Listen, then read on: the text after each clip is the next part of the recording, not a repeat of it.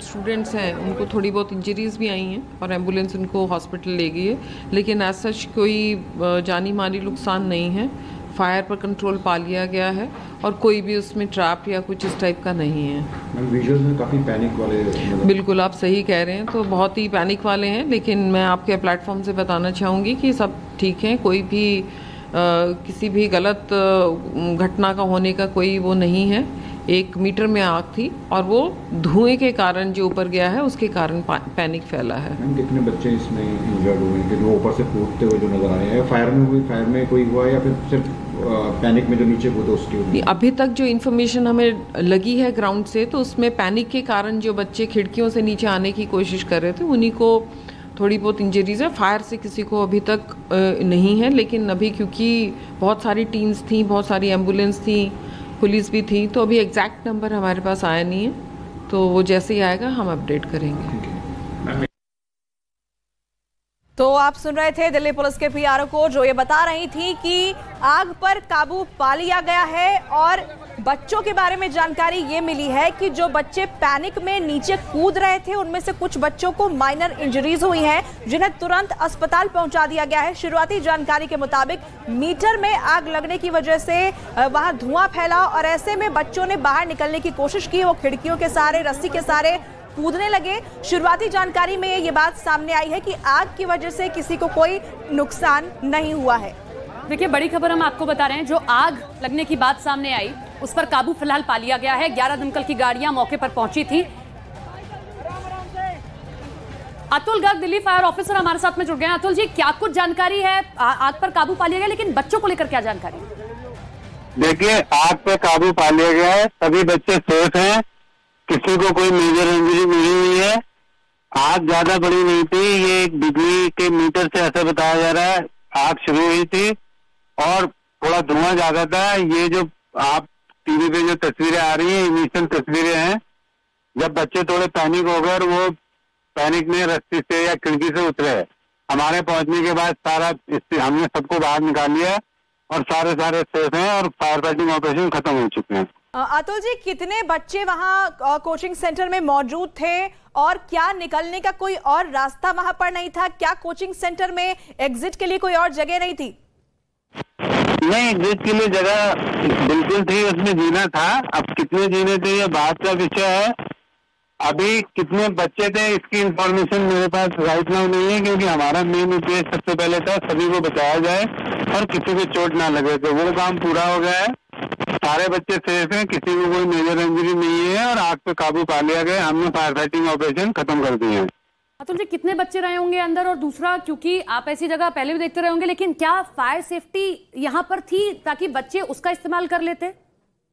Madam, ये ना जांच का विषय, अभी हमारी ये प्रायोरिटी नहीं थी। अभी हमने इस बारे में कुछ देखा नहीं है, सिर्फ बच्चों को बचाया गया, आग को बुझाया है। सर, कुछ बच्चों को माइनर इंजरीज भी आई हैं, कितनी उनकी संख्या बताई जा रही है? किस हॉस्पिटल उन्हें ले जाया गया है? हॉस्पिटल की जानकारी नहीं है, पर मेरे को ये बताया गया इनिशियल टाइम में जो बच्चे रस्सी से उतरे थे, शायद वो नीचे पहुंच के गिर गए थे, तो 4 बच्चों को कुछ माइनर इंजरी आई है। बहुत बहुत शुक्रिया अतुल जी आपका।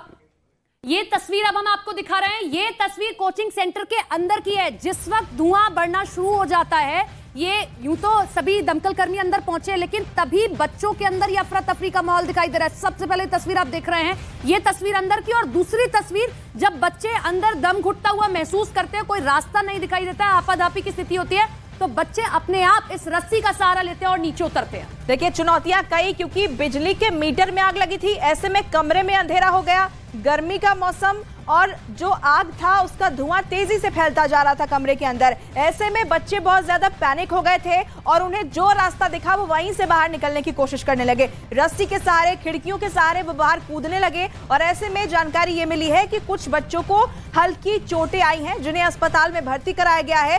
और कैसे ये आग लगी है, क्या वहां पर फायर सेफ्टी नॉर्म्स नहीं थे, क्या एग्जिट का कोई रास्ता और दूसरा नहीं था, इन सभी बातों की अब जांच की जाएगी। बच्चों की संख्या कितनी थी, इस बात पर भी अभी अपडेट सामने नहीं आई है, लेकिन कहा यह जा रहा है और जो मुख्य बात है वो ये है कि सभी बच्चों को सुरक्षित वहां से निकाल लिया गया। तो ये राहत की बात है, लेकिन इन सबके बीच में बहुत सारे सवाल भी हैं। पहली तस्वीर कोचिंग सेंटर के अंदर की आप देख रहे हैं, जब ये पूरी आग लगती है। आग बहुत ज्यादा नहीं थी, लेकिन जैसे ही लोगों को, बच्चों को खबर मिलती है, आपातकालीन की स्थिति होती है, धुआं बढ़ जाता है। जैसा कहा कि देखिए गर्मी है, गर्मी का मौसम है, जब लाइट चली जाए और अचानक से धुआं बढ़ने लगे तो दम घुटने की स्थिति पैदा होने लगती है। जब इतने सारे बच्चे एक ही जगह पर पढ़ रहे हैं और बच्चों की तादाद भी ज्यादा होगी क्योंकि बैचेस चलाए जाते हैं कोचिंग में। दूसरी तस्वीर, जब बच्चों को कोई रास्ता नहीं दिखा, यूं तो मेन एंट्रेंस भी था, स्टेयर्स भी थी, लेकिन जब वो रास्ता नहीं समझ आया, इतने सारे बच्चे एक ही जगह से कैसे निकले, तो बच्चों ने खिड़की का सहारा लिया, रस्सी नीचे गिराई और रस्सी के जरिए देखिए नीचे उतरना शुरू कर रहे हैं, जिसमें कुछ बच्चे ऐसे थे जो रस्सी से या तो गिर जाते हैं या ऊपर से ही छलांग लगा देते हैं। उन बच्चों को माइनर चोटें आई हैं, किसी को बहुत चोटें नहीं। मानव हमारे सहयोगी जुड़ गए हैं हमारे साथ। मानव, क्या बच्चों की संख्या को लेकर कोई जानकारी अभी मिल पाई है? सभी क्या बच्चे अब सुरक्षित बताए जा रहे हैं? देखिए, क्योंकि मुखर्जी नगर में सिविल सर्जरी की तैयारी करने के लिए दूर दराज के बच्चे रहते हैं, तो ये अनुमान लगाया जा रहा है कि बच्चों की संख्या 150 के पार हो सकती है, क्योंकि कोचिंग सेंटर अलग अलग बैचेस में वहां पर संचालित होते हैं। लेकिन एक आंकड़ा क्या है वो अभी फायर विभाग की तरफ से आएगा, लेकिन सही आंकड़ा वो लोग बताएंगे। लेकिन फिलहाल राहत की बात यह है कि अतुल गर्ग से हमारी बातचीत हो रही थी और उन्होंने हमें ये बताया कि आग पर काबू पा लिया गया है और धुआं होने की वजह से बच्चा सफोकेट हुए, उनको सांस लेने में दिक्कत हुई, इसलिए ज्यादा वहां पर तस्वीर एक तरीके से देखे तो चिंताजनक हो गई थी। लेकिन क्योंकि रास्ता नहीं था, और ये दिल्ली का वो एरिया है जहाँ पर रिहायश ज्यादा है, छोटे छोटे कोचिंग सेंटर से निकलने का रास्ता नहीं है, और इनमें तमाम कोचिंग सेंटर ऐसे भी हैं जो कि एक तरीके से एनओसी उनके पास नहीं है। तो समय समय पर जब ऐसी घटना होती है तब जरूर सवाल खड़े होते हैं, लेकिन उसके बाद दिल्ली में तमाम इस तरीके के कोचिंग सेंटर्स हैं जहाँ पर जान के साथ एक तरीके से खिलवाड़ चलता हुआ हमको दिखाई देता है।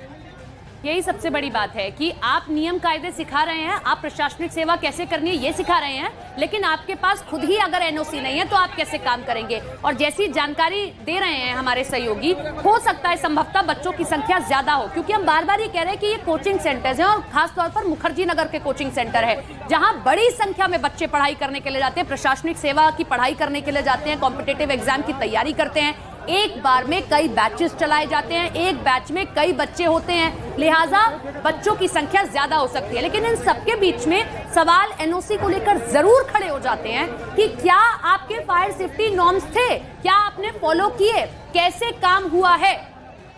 और मानव हमारे सहयोगी बने हुए हैं। मानव, क्या इस बात को लेकर जानकारी मिल पाई है कि उस बिल्डिंग में एग्जिट का कोई दूसरा रास्ता मौजूद था? क्या ये सभी छात्र जो खिड़कियों से निकलते हुए दिखाई दे रहे हैं, क्या सिर्फ इसलिए निकले कि पैनिक में थे, या इस वजह से निकले कि एग्जिट का कोई और रास्ता नहीं था?